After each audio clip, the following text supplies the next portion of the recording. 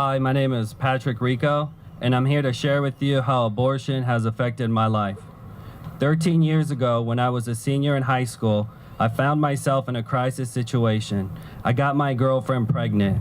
Upon hearing this news, I was not filled with joy or excitement, but rather filled with fear. I was literally terrified. Words cannot describe the gravity of emotions I felt when I realized that my actions with my girlfriend created life. I remember thinking to myself, how could this be? How could I have been so careless?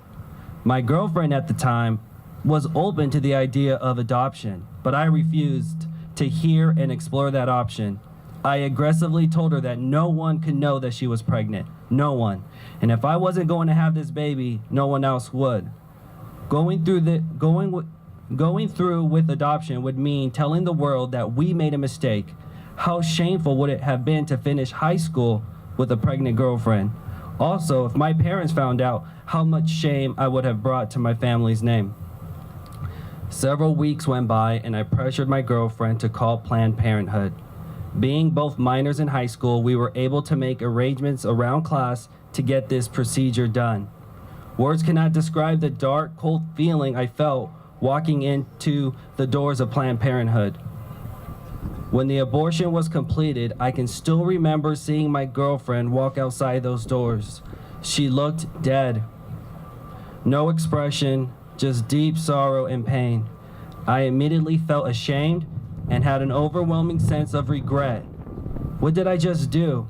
How could I have sent her, my girlfriend, to such a place? At that very moment, I realized how deeply I offended God, and at that moment, realized that I had made the worst decision of my life. During the next few weeks, our relationship began to take its toll. I made Crystal promise not to tell anyone about our abortion, and at that moment, we began the 13 years of silence, promising to never speak about it again. Not even 3 years had gone by and Crystal and I found ourselves right back in the same situation. But this time we were now in college and in a long-distance relationship. The fear came right back. And like a coward, my first reaction was to go and keep this pregnancy a secret.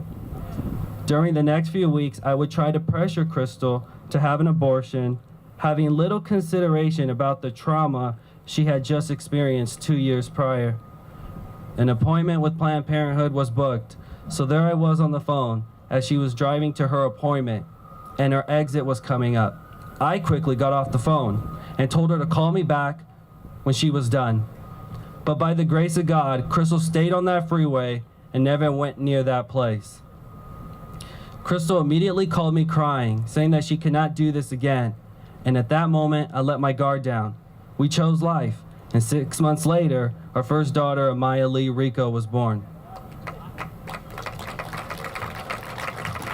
Becoming a father opened my eyes to the sanctity of life. I realized for the very first time, as I was holding Amaya in my arms, how precious life is.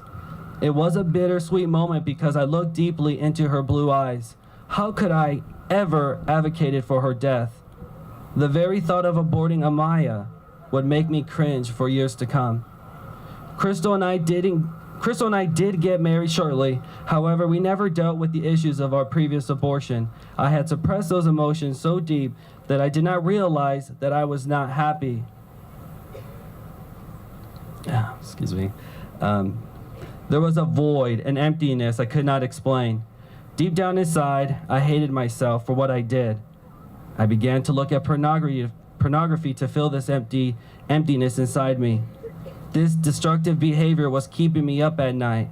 I developed insomnia for a period of time and came to the realization that I was experiencing depression.